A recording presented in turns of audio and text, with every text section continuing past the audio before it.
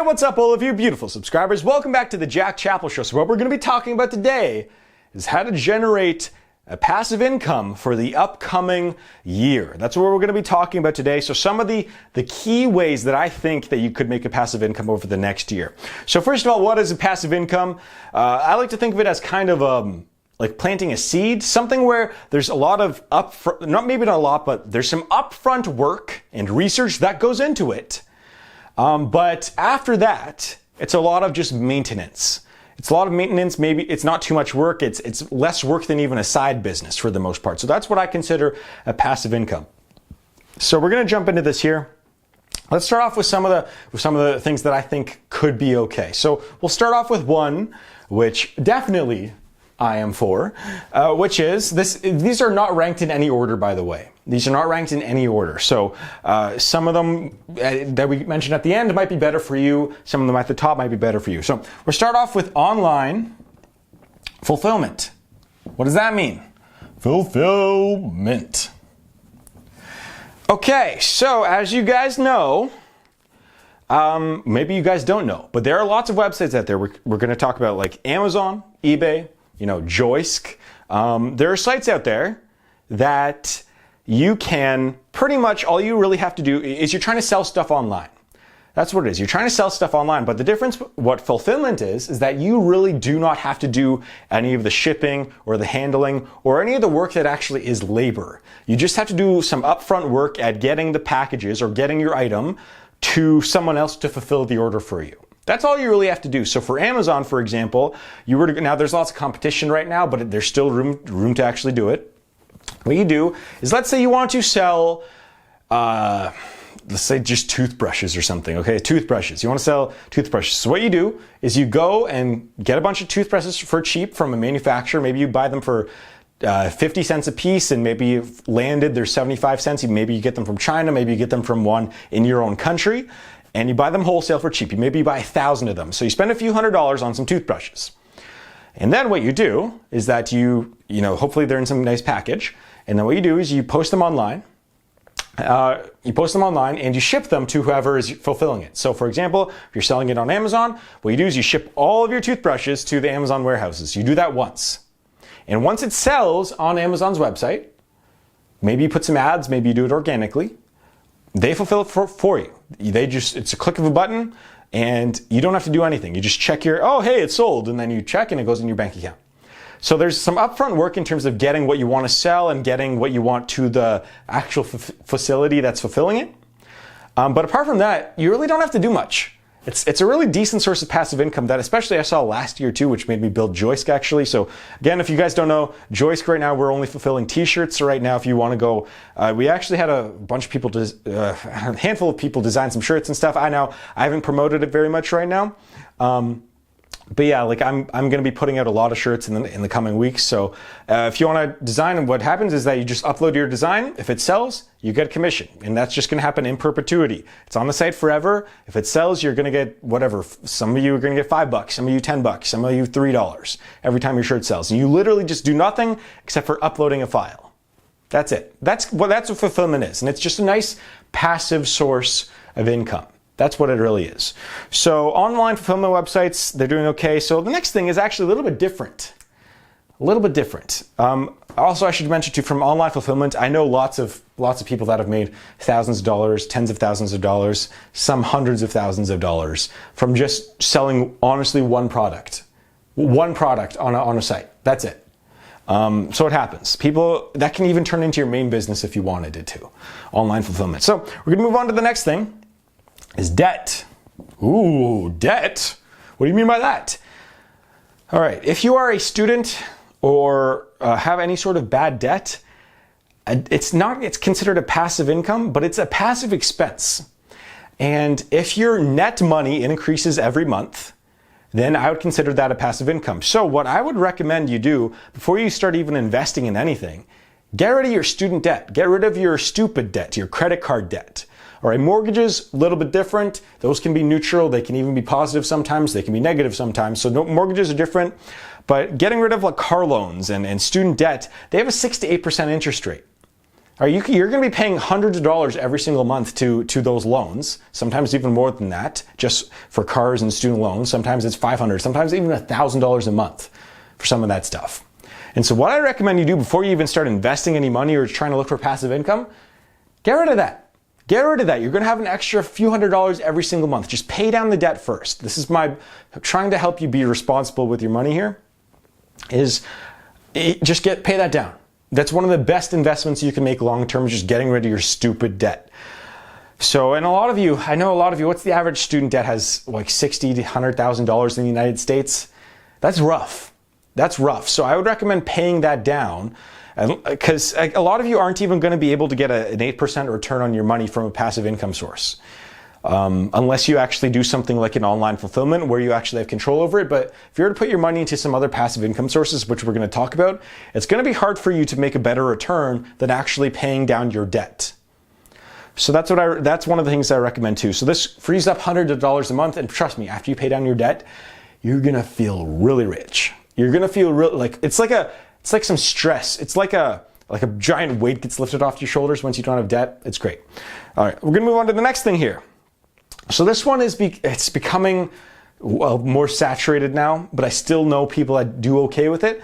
And it's still technically a growing company as a whole. So we're going to talk about Shopify. And what this means is, instead of just doing fulfillment, this is a little bit more of a side business. And so Shopify, what a lot of people do is, instead of having Amazon fulfill your order, what you do is you go onto Shopify, you create your own store in whatever, an hour, you spend an hour creating your own store, and then however many hours putting some products for sale on there. And a lot of people just drop ship. So when someone buys something, let's say a pair of headphones for $35 from your website, what happens is that you say that the shipping is going to take 2 to 3 weeks, and then what you do is you go and contact AliExpress or someone like that, say, hey, I want these headphones, ship it to the customer, and I will pay you $10 for all of it, or $15, so you make $20 margin or $15 margin. And so that's more of a side business. However, it's still not a lot of work. It's just, you're just clicking some buttons again, and you might only have to spend half an hour in a day after you set it up, which is not bad. So that's a decent passive income source. However, it's becoming saturated. There's a lot of competition out there. Shopify is still growing. It's a Canadian company too. And it's really easy to set up an e-commerce store on the website.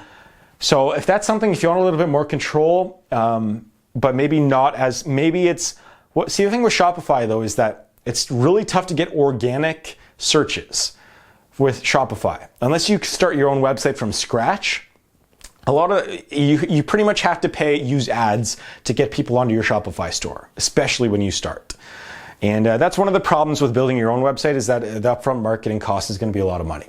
But if you can get by that, make some good ads, it's really easy. You just keep running those ads on different people and you make some money, and you just have to click a few buttons every now and then, every time you get a sale. So that could be good. The margins are not great too, a lot of the time. So my example was the headphones, the $35. It's most likely that after everything, it would cost you about $20 to $25 to ship them to your person. So you make like 10 bucks or something. It's okay. Margins are okay, but they're not great. Yeah, so that's more of a side business, but it's still not, you don't have to put in as much hours as actually like building your own e-commerce website from scratch, like I did, right? All right, we're gonna move on here to the next thing, which is, actually, you know what's funny? I think that this is gaining a little bit more in popularity, is because this is so old too, but blogs / your own whatever website. Like I just mentioned it before. So blogs and websites. So how do you get paid? Well, you monetize it with ads. So you get a lot of people on your website. You sign up for whatever, Google ads, Yahoo ads, whatever you want, Bing ads, whatever you want to do. And depending on how many visitors go to your site and click through the ads, you get paid. And I've seen a lot of blog websites, like I've been following some more recently. I like to read a little bit more. I don't know why. Some of them have been gaining in popularity a lot. Now, I still recommend that you do more audio, do more podcasting, do more video stuff. But video websites, they take up a lot of your data. They cost a lot more money to run. Audio, not anywhere near as much data to run. But it's not as high quality as video. People like to see, you have the choice if you watch a video to just close the screen and just listen to it. On audio, you have to listen to it. But again, blogs are still doing okay. I mean, in websites. So whatever like, here's an example. It really depends on your niche. So I looked this up. So depending on the ads that are placed on your website, you can get about $1 a click, or you can even get up to $10 a click. You can get a lot of money per click on an ad on your website. So for example, if you have 1,000 visitors on your website and maybe 10 people click a $10 ad every day, which isn't too much, that happens, and it's a really niche market you have, that's $100 a day. And all you really have to do is maybe write a blog post every couple days, maybe every few days, which, again, that takes, 30 minutes? Try one. Depends on how long the blog post you want to make. It's really easy. Just set up a WordPress site too. You can do that. It's really easy to set that all up. The startup cost for that is like $20. If your domain name, whatever, it's $30 for the whole thing. So that's okay. And so again, it could be good depending on your sites. Now, however, $10 a click is still a lot. So most likely you'd have to get about, 5 to 10,000 people on your website every single day with ads, and then you can start making a decent income. So again, that's a good, if you want to write or maybe do some audio podcasts and put it on your website, that could be a good place to start. All right, we'll move on to the next thing here. This one's actually on the 2 parts here. So Facebook/YouTube. So Facebook/YouTube. YouTube channel, I always recommend this. However, it's getting now tougher to start because the YouTube algorithm is just favoring people with millions of subscribers and upload videos twice a day, and they're all long form content too. So it's getting tougher to start a YouTube channel, but it's still, you still can, and still can make lots of money from it. I mean, again, I don't upload that much. I don't know, I'm kind of inconsistent with uploading. But again, look, I don't get a ton of views. I don't have a ton of subscribers. I do appreciate every single one of you. I think we're almost at 50,000 if I'm not mistaken. But again, I make a few $1,000s a month and from just ads on this YouTube video. That's it. Just from ads, you make a few $1,000s a month, which is pretty good for a side gig. You're pretty much doing. It's passive income. And so why I mentioned Facebook too is that Facebook, you're allowed to monetize. If you have a following of over a few thousand people and you have a few thousand watch hours a month, then you can actually monetize on Facebook. And I heard that it's actually okay. It's very similar to YouTube. Unfortunately, there's no search, so that is very tough to grow on Facebook. It is tough to search for a video and actually have it pop up, and have especially if you're starting off. So that's tough. But if you have a following or you want to build a following, you can make money from Facebook now, from Facebook videos, which is really cool. And it's very similar rates. In some cases, I've heard you get paid more per view than on YouTube sometimes. So that's worth taking a look at for a lot of you. Now it does require, these by the way do require time though. So it is passive income. You make money while you sleep, but you're gonna have to put in, I don't know, it depends on the kinds of videos you make, but maybe 5 to 10 hours a week, probably around there. In order to make a decent income on YouTube or Facebook. So let's move on to the next one. This one is still, actually, this one's a little bit growing a little bit more because people are more trusting in sites like Amazon. But affiliate marketing and referral fees. So this is for digital marketers too. So if you go onto a site like ClickBank, which I think they sell courses, I forget, it's been a long time. But I remember back in the day, you could get 50% commissions if you were to sell a course. And on sites like Udemy too. So for example, if there's a course for $100 on whatever, ClickBank or some other sites that sell courses, what you can do is you can make your own ads. You don't have to even make the course. You can make your own ads and sell someone else's course, and you can take home like $50. And so maybe you put in $30 of ads, make $50, boom, $20 net profit. And you just keep running those ads. It's continuous. So it's some upfront work, but in the long run could be okay. So affiliate links, still okay. Obviously, you can do this on sites like Amazon and eBay. I'm working on the platform for Joisk right now. That'll be a few months away, actually, but I have the basic infrastructure for it. But yeah, so referral on Amazon, you'll make about 3 to 30% for a referral fee. It depends on the item, but on other sites, you can get up to 50% in some cases. Okay, some more. Photography/video. This is a really easy one to do, especially if you have a drone or anything. You can make a lot of money from this. So there's sites like Shutterstock and Vector Stock and Video Blocks. And what you can do is you can go on there, and if you have a drone or something, just take a nice drone shot make it look professional of your neighborhood.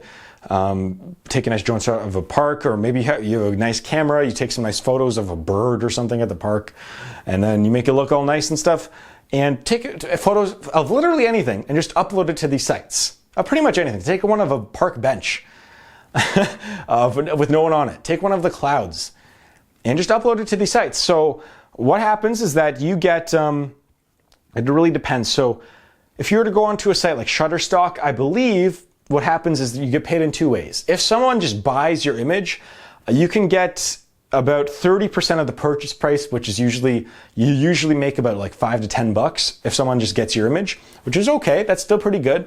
And if someone's a subscriber, if they download your image, and then you get like 33 cents or something like that. And that's a different, so again, if you upload 100 images or 1,000 on some of these sites, and they're all looking 100 or 200, 300, and they look really professional, and even if you get maybe 2 or 3 purchases a day, along with 15, 20 downloads, I mean, you're looking at a decent you're looking at what, $30 a day, $50 a day? It really depends.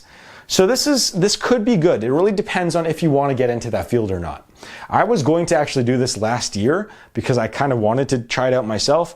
I ended up making Joisk instead, but I heard okay things. As long as you make your stuff look really good, and maybe it's unique and it's not a saturated field that you're taking pictures and videos of, you can make some decent money from it.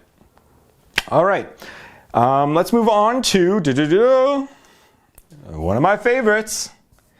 Probably my second favorite, but it is one that I did for a very, very, very long time.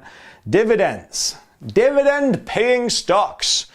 Still a really good source of passive income, especially if you have a decent amount of money. So I want to say, before investing in stocks, just watch out for a correction coming, because we are at the end of this economic cycle. Stocks are, especially tech ones, seem to be going downhill. So just watch out for this one. If you are planning on investing anytime soon, just don't invest all of your money, invest what you're willing to lose. But dividend paying stocks, so there's some great stocks out there. I think like AT&T and some other like tech established companies. And now, I don't always say invest in tech, by the way. I think you should, if you're beginning, just stay away from tech. But I'm saying there's a lot of decent companies out there that are brand name companies that pay a decent dividend. A lot of banks out there. Yeah, like AT&T, one that pays 4% dividend. I think sometimes they might even pay 5%, some of them. Some of the big telecom companies, even like some McDonald's and Coca-Cola, some of them pay 2 to 3 to 4% sometimes. So they make a good, if you have like $10,000 and you just really don't want to literally do anything with your money, you don't want to even start a side business or side anything, just put it into a dividend paying stock that's relatively safe. You can do that. I mean, it's up to you guys. Obviously, do not trust everything I say. But if you have $10,000, you just don't want to lose money by having it sit in the bank and lose 2% of its value every single year from inflation, put it into a dividend-paying stock. You're going to get back $4 on $10,000. You get $400, $500 a year. But that's like $40 or $50 a month. That is just from dividends, which is, I mean, that's decent. That's like a dinner out every unless you want to reinvest it, which I recommend you do. That's like a free nice dinner somewhere. Or decent dinner. I wouldn't say super nice high end, because those are pretty expensive.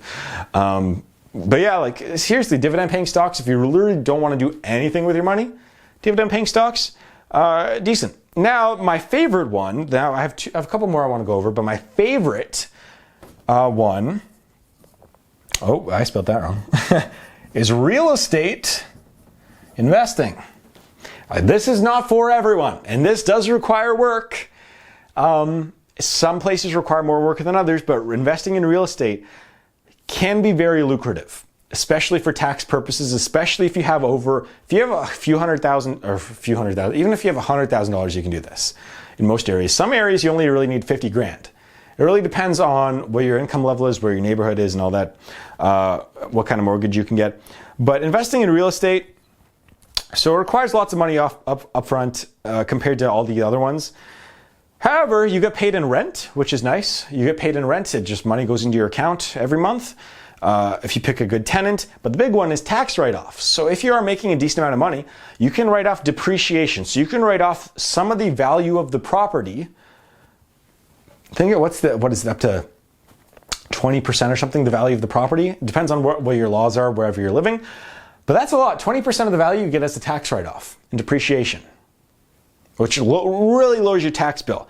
In a lot of cases, you get to write off the loan, or some of the loan, the interest on the loan, and it's a positive feedback loop. Here's what I really like about this one is that if you were to buy real estate and it was a steady investment and you make a decent money over the course of 2 or 3 years, banks like that. And you can go up to a bank, and even though you may not have as much money as you did when you bought your first property, you can go up and leverage your first property to get your second property. Now, I don't recommend this. I obviously do, but in certain cases, I've known a lot of people gotten very, very wealthy from doing a strategy like this. Go look at Rich Dad Poor Dad too. This is how he got rich. He's a very famous one. Grant Cardone does something similar too, where you pretty much leverage your old properties. Although Grant Cardone's a little bit different. He gets people to invest in him, and that's a different story. But you can leverage it's a positive feedback loop. The more properties you have, the easier it is to get another property. And so that one is something that I always come back to as and it's something about owning an actual property, which is really cool. Like, you can look at owning a dividend stock, and it's like, yeah, you own part of a company. That's really cool. It is cool. But it's not a physical thing. And a lot of these are all digital, right? I mean, look at all this. Apart from online fulfillment and maybe Shopify, these are all digital stuff. And it's nice to actually have a physical thing that you can put your name to. So that's one more thing. Now, one more I want to mention, actually. One more thing is, this is still going good in a lot of areas of the internet. Online courses. You can make your own online course and upload it, even if you don't have a website. You could put it on like udemy.com. That's the one that I buy courses from. But there's a bunch of other ones. You can, whatever you have a good skill in. If it is, maybe you have a skill in communications. Maybe you're good at talking. Maybe you're good at drawing. Maybe you're good at coding. Maybe you're good at even sports. You can upload it. Maybe you teach people. Maybe you're in really good shape or something, and you want to have a fitness program. Whatever it is, online courses have the highest profit margin of any item you can sell. Period. And so if you were to make one and upload it to a site and people like it, good reviews, positive feedback, you can make a lot of money from this. And so if you were to sell it on Udemy, though, here's some numbers, is that regardless of how much you want to sell it for, a lot of the times Udemy will mark it down to about $15 to $30 to $50 to $100. So if you want to sell your course for $300, sometimes Udemy will mark it down to $100. But on average, if you sell one course, you'll make somewhere between, $15 to $50 for every course you sell. Sometimes more, sometimes $100. And that could be good if you make a really good course. I mean, I know, go into Udemy, look up some of the programming courses. There are courses out there that have over 100,000 people that have bought some of the courses. I think the ones that I got has tens of thousands. And think about that. Even if the average purchase price was like $30 and the seller takes home half of that, that's $150,000 for something that all you really need is a few pieces of software and a good communication skill and a decent course. And you actually know what you're doing. So online courses, that could be something that you get into too. Now, there's so many other passive income sources that I did not get into here, but these are just some of the ones that I like to talk about. And these are ones that I think are going to be good for 2019. So what do you guys think? What do you guys think is going to be a good passive income source for the coming year? Let me know in the comments down below. And for now, if you want to support this channel, check out joisk.com, become a seller. I reworked the whole seller portal, so it looks a lot better. And you got some analytics on there now, and it's a lot easier to create and post stuff too. So if you have anything you want to sell, we take the lowest commission out of lowest fee out of any e-commerce marketplace on the internet. It's like, what do we take? It's like 6% or something, 6 or 7%. And I know a lot of you have actually uploaded some stuff on there, and I'd like to thank you guys very much for doing that. It means a lot to me. And anyways, for now, I would like to thank you very much for watching. You are all very beautiful people, and I'll see you guys in the next video.